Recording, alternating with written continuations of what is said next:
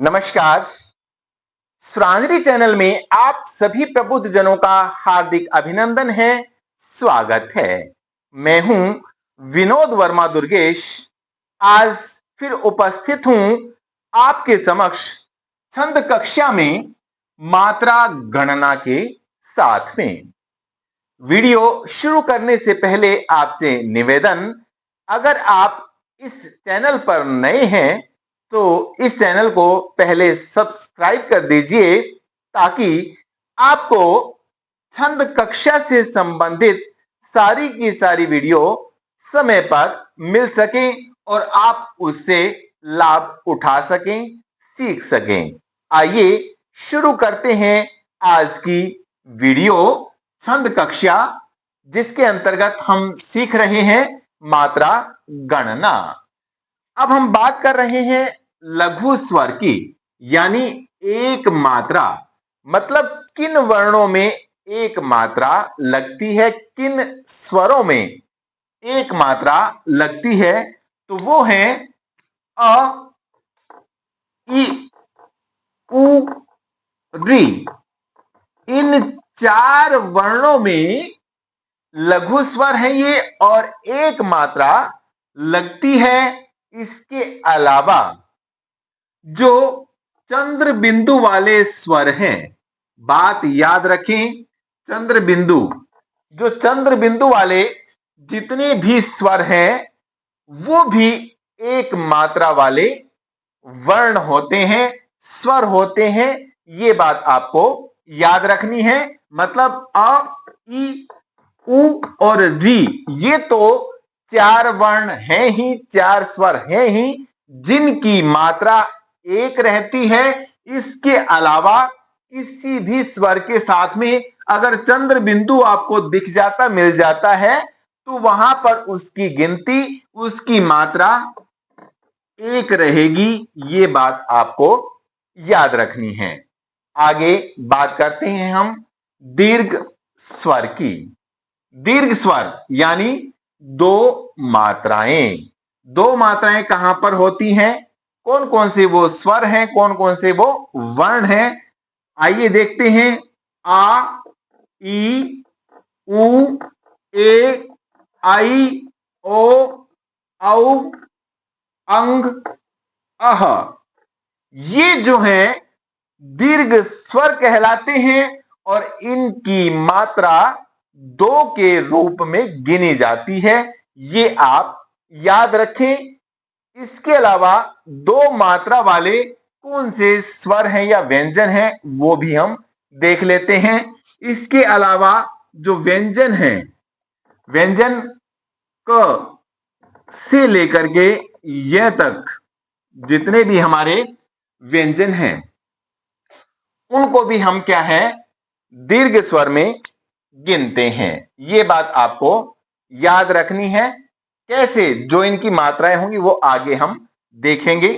अब बात करते हैं कि लघु व्यंजन या एक मात्रा वाले, क्योंकि अगर हम बात करें व्यंजनों की कैसे यह तक, तो उसमें लघु व्यंजन भी होंगे और दीर्घ व्यंजन भी होंगे। तो उनका अंतर कैसे करें, उन्हें कैसे पहचाने कि ये लघु व्यंजन है या फिर दीर्घ व्यंजन है, यानी एक मात्रा वाला वो व्यंजन है या फिर दो मात्रा वाला व्यंजन है। आइए अब उसी की हम बात कर लेते हैं। अब कैसे यह तक जो हमारे व्यंजन है उनका यहां पर हम विवरण देखेंगे कि कैसे लघु व्यंजन होते हैं, उनकी मात्रा एक होती है, और कैसे दीर्घ व्यंजन हमारे सामने आ जाए तो उन्हें हम पहचाने कि इनकी दो मात्राएं हैं।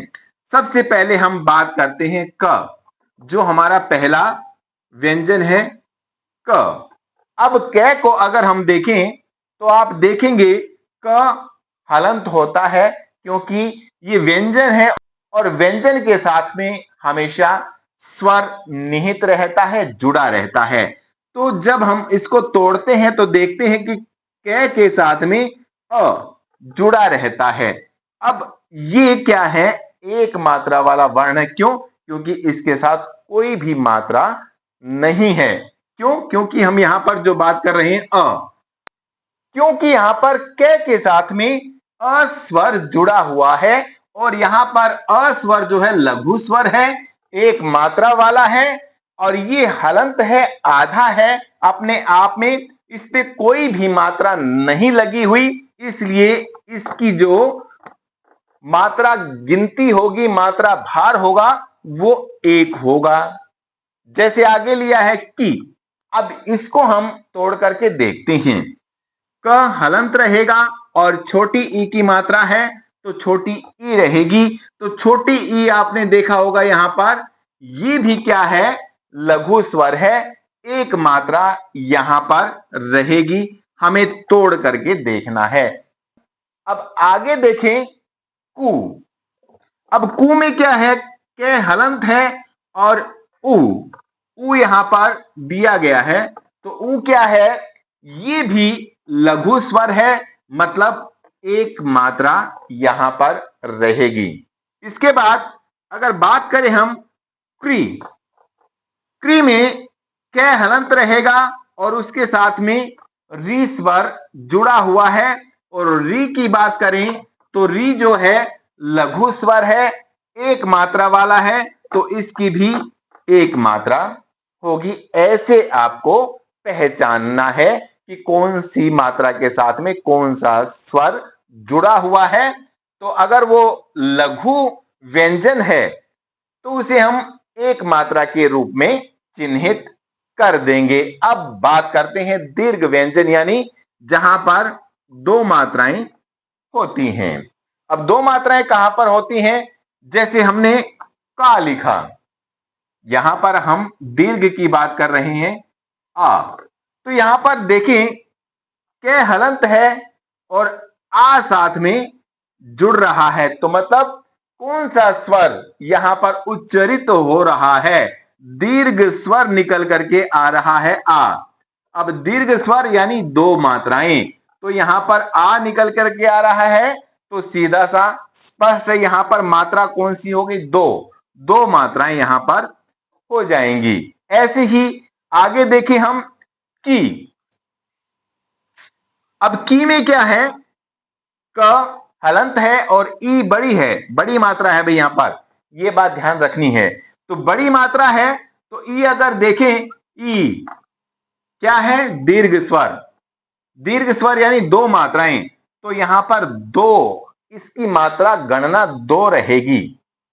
आगे देखें कु, कु में क्या है, इसका अगर संधि विच्छेद करके देखें हम, क हलंत है और उसके साथ में उ यानी यहां पर दीर्घ स्वर, दीर्घ स्वर यानी 2 मात्राएं, ये पहचान आपको रखनी है कि यहां पर 2 मात्राएं हैं। ऐसे ही हम यहां पर ए, इसकी बात करें के, तो के साथ में ए जुड़ा हुआ है, तो यहां पर आपने देखा ये हलंत है और ए किस श्रेणी में आ रहा है, हमें वो देखना है। ए जो है दीर्घ स्वर है जिसमें 2 मात्राएं हैं, तो यहां पर हम 2 मात्राएं चिन्हित कर देंगे। अब आगे बात करें अगर आई में क्या है, कई। अब कई में कैसे इसका विच्छेद करेंगे हम, कै और ए। अब ए जो है वो कहां पर है, यहां पर, यानी दीर्घ स्वर है और इसकी 2 मात्राएं हैं। समझ आ रहा है ना जो मैं समझा रहा हूं आपको भाई। अगर हम बात करें इसके बाद ओ, तो यहां पर को, इसको तोड़ें, के ओ यहां पर है, मतलब दीर्घ है, दीर्घ स्वर 2 मात्राएं, तो यहां पर 2 मात्राएं गिनी जाएंगी। इसके बाद हम बात करें औ की बात करें तो के हलंत रहेगा, इसके साथ में औ जहां पर आ गया, मतलब ये यहां पर आ गया, यानी दीर्घ स्वर आ गया, 2 मात्राएं हो गई। ये पहचान आपको याद रखनी है।